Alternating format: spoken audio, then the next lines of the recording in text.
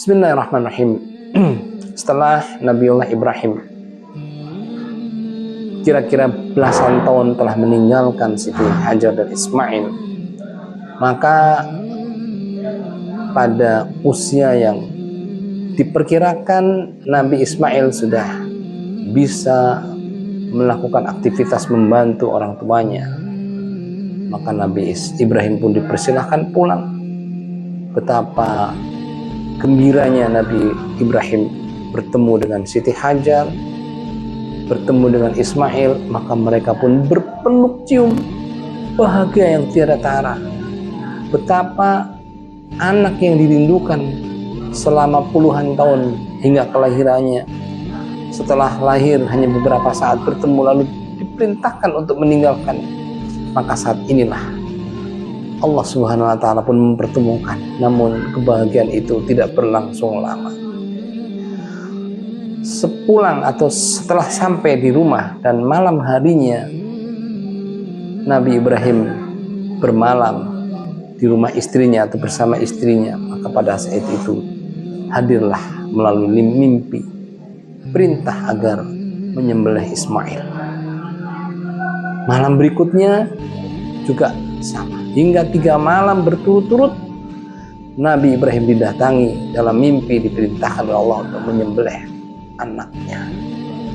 Maka tidak hayal lagi dan tidak ada pilihan bagi seorang nabi ketika Allah sudah memerintahkan harus melaksanakan untuk melakukan penyembelihan terhadap anaknya. Karena itu akhirnya di hari ke-10 bulan Dzulhijjah pagi, kemudian Nabi Ibrahim mengajak berdiskusi kepada Ismail dengan kalimat yang diabadikan oleh Allah SWT dalam Quran surat As-Saffat ayat 102. Di situ dikatakan, "Ya bunaya, inni ara fil manami anni adzbahuka fangdur madza tara." Wahai anakku, sesungguhnya aku di dalam mimpi diperintahkan untuk menyembelihmu. Bagaimana menurut pendapatmu? Qala, Ismail pun menjawab, "Ya abatif alma tu'mar, satajiduni insyaallahu minas sabirin." Wahai ayahku, laksanakanlah apa yang Allah perintahkan kepadamu, niscaya engkau akan mendapatiku sebagai orang-orang yang sabar. Akhirnya dengan demikian langsung dilaksanakan eksekusi untuk penyembelihan. Nabi Ibrahim kemudian dengan hati yang perih, runtuh hatinya, dan dia sudah siap, berarti aku harus kehilangan anak yang aku rindukan. Akhirnya pada saat akan dilaksanakan penyembelihan, maka serta merta kemudian Allah Subhanahu wa Ta'ala menggantinya Nabi Ismail itu dengan sembelihan yang besar, yang luar biasa. Dan inilah yang kemudian di kemudian hari menjadi syariat kurban. Pada hari ke-10 Yaumun Nahar, hari ketika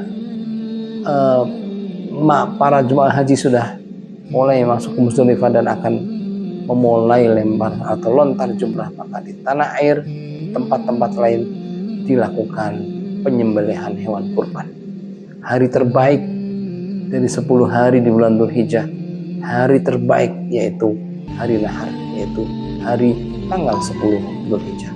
Inilah syariat kurban yang mula-mulanya datang dengan izin Allah SWT, dengan melalui sejarah yang dialami oleh Nabiullah Ibrahim alaihissalam. Maka sekarang inilah saatnya kita merelakan diri mengorbankan harta kita untuk diberikan hewan kurban yang kemudian dipersembahkan kepada orang-orang yang membutuhkan. Dulu Nabiullah Ibrahim alaihissalam ikhlas dan rela mengorbankan anaknya, dan pasti akan mendapatkan pahala yang besar dan akan mendapatkan ganti yang luar biasa.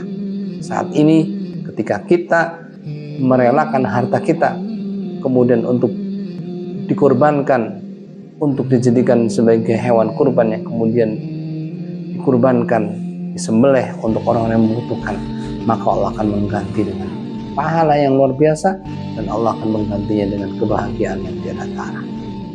Wallahu a'lam bishawab. Assalamualaikum warahmatullahi wabarakatuh.